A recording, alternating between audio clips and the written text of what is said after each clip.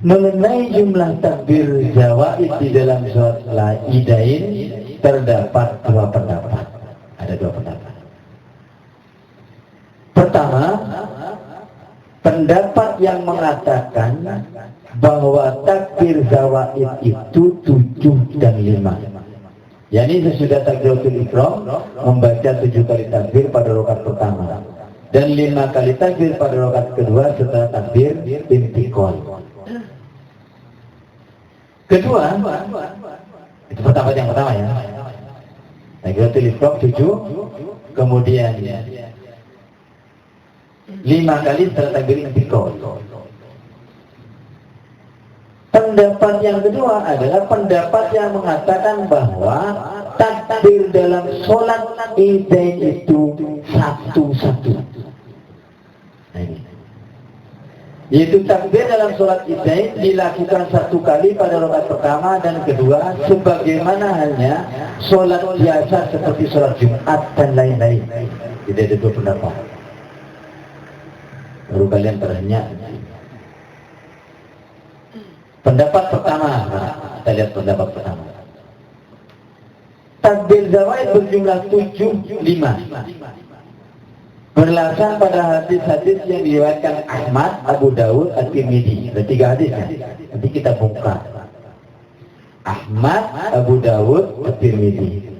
Sebagaimana dijelaskan di atas tadi itu. Juga berdasarkan kepada kaidah tarjih tentang hadis-hadis dhaif yang dapat dijadikan hujjah. Jadi ada kaidah seperti ini. Al-haditsu dha'ifatu ya'dadu ba'duha ba'dan la yuhtajju biha illa ma'a kasrati turukiha wa fiha qarinatun tadullu ala subuti asliha wa lam tu'aridul qur'ana wal hadits as-sahih. Artinya kaidah ini hadis-hadis dhaif ya, yang menguatkan antara satu dan lainnya tidak dapat dijadikan hujjah. Jadi kalau ada hadis dhaif, ada sahih, tapi dhaif semua. Walaupun saling mendukung, tidak bisa dijadikan alasan. Kecuali kalau ada kejadiannya, apabila hadis dhaif itu terdapat banyak jalan. Jadi gini maksudnya, ini pelajarannya menjadi seperti ini. Yang satu yang misalkan mengeluarkan yang satu dari Anas. Terus satu Anas lagi bunyinya sama, satu Anas lagi walaupun yang meriwayatkan Bukhari, Muslim ini semuanya, tapi satu jalan dan kemudian yang itu dinilai dhaif, maka tidak bisa dijadikan hujjah. Tetapi kalau kemudian jalannya ini, hadis ini berbeda antara yang satu dengan yang lain, walaupun itu dhaif, dan di dalamnya terdapat korina yang menunjukkan ketetapan asalnya, dan hadis itu tidak bertentangan dengan Al-Quran dan hadis sahih, maka bisa dijadikan hujjah, dijadikan alasan. Nah, dari kaidah tersebut dapat dipahami bahwa hadis-hadis tentang takbir zawaid, meskipun tingkatannya tidak sampai pada derajat hadis sahih, bahkan dikatakan dhaif. Jadi kalau dikumpulkan tadi itu, tidak ada satupun yang sahih, yang takbir 7 dan 5 itu. Tidak ada.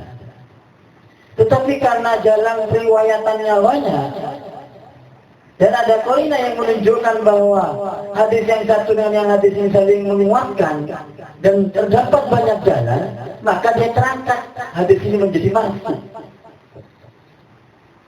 Marfu itu terangkat, jadi dhaif terangkat menjadi sahih karena banyak orang lain menceritakan seperti itu.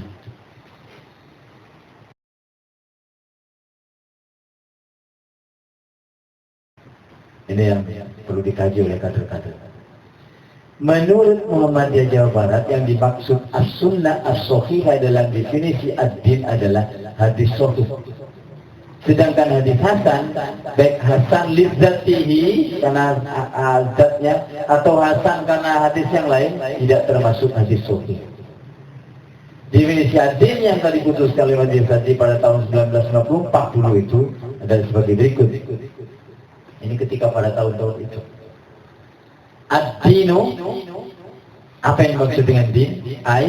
Ad-dinul Islami alladzi ja'a bihi Muhammadun sallallahu alaihi wasallam huwa ma anzalahu Allah fil Qur'an wa ma ja'a bihi sunnatu as-sahihatu minal awamiri wan nawahi wal irsyadati li salahil ibad dunyahum wa ukhrahum.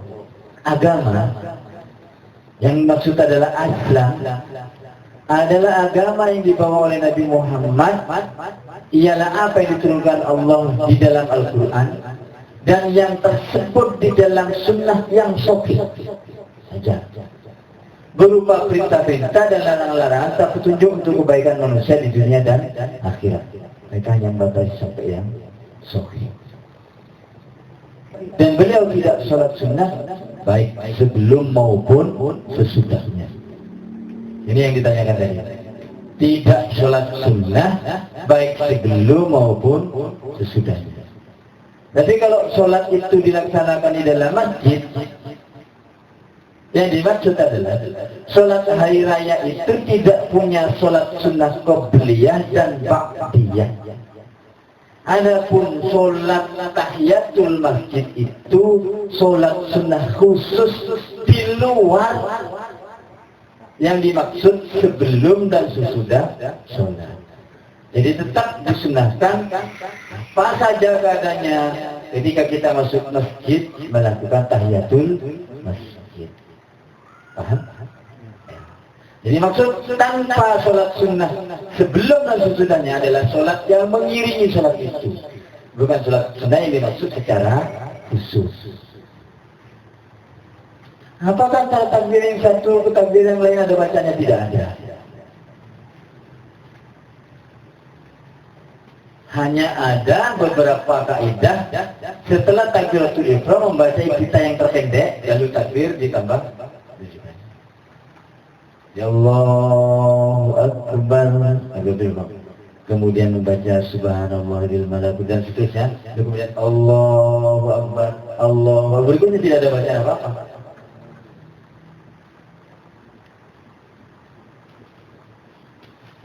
Mengambil jalan yang berlainan ketika pergi dan kembali dari musola. Nah ini kalimat musola itu. Musola ini artinya tanah lapang. Jadi sholat id itu yang dianjurkan adalah di musola atau sahro atau tanah lapang, bukan di masjid. Kecuali kalau suatu daerah itu tidak punya tanah lapang yang digunakan untuk sholat. Bagaimana kemudian orang sholat id di masjid? Silahkan. Tetapi yang lebih utama adalah di tanah lapang.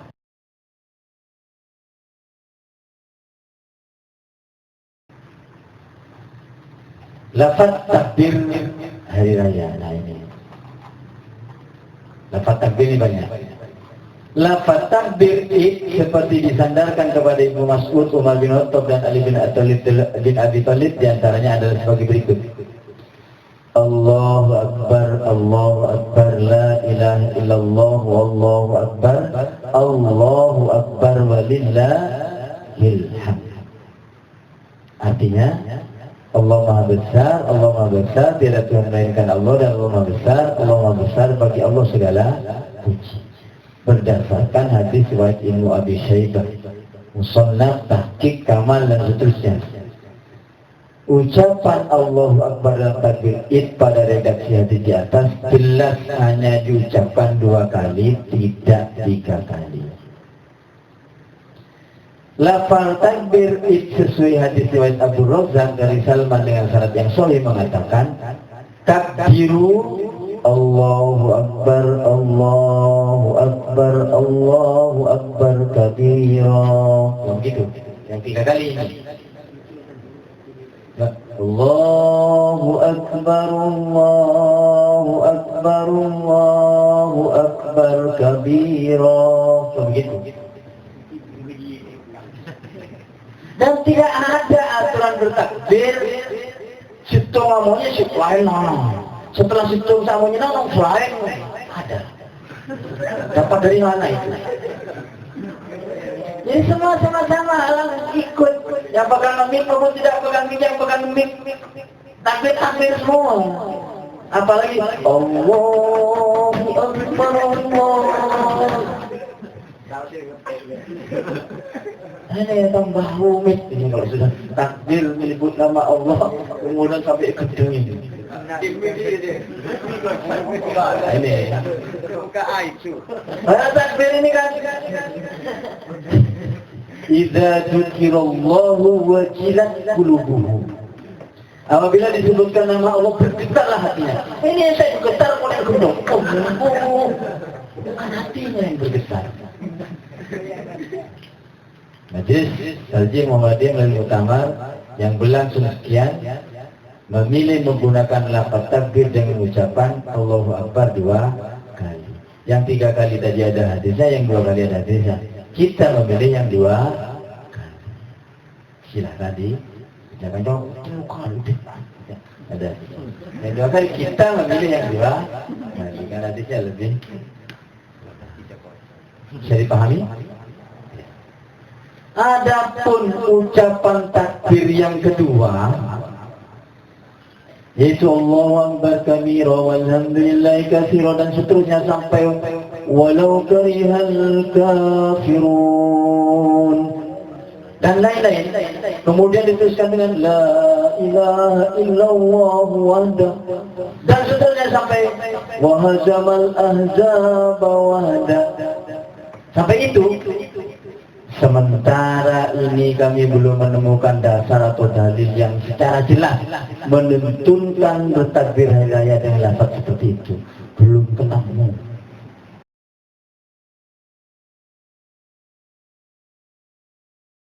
Tidak ada ketentuan pasti, garis bawah ya.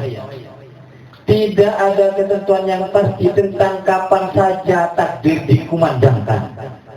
Tidak ada ketentuan yang pasti. Oleh sebab itu yang diperdomani adalah anjuran memperbanyak takbir. Adapun waktunya dapat dilakukan kapan saja yang memungkinkan asal masih dalam batas waktu yang diperintahkan. Untuk Idul Fitri mulai terbenamnya matahari pada hari terakhir bulan Ramadan. Sempurna sudah. Sampai sholat Id ditegakkan. Setelah sholat Id ditegakkan tidak ada lagi. Tidak adalah sesudah sholat subuh pada hari Arafah. Hari Arafahnya kapan?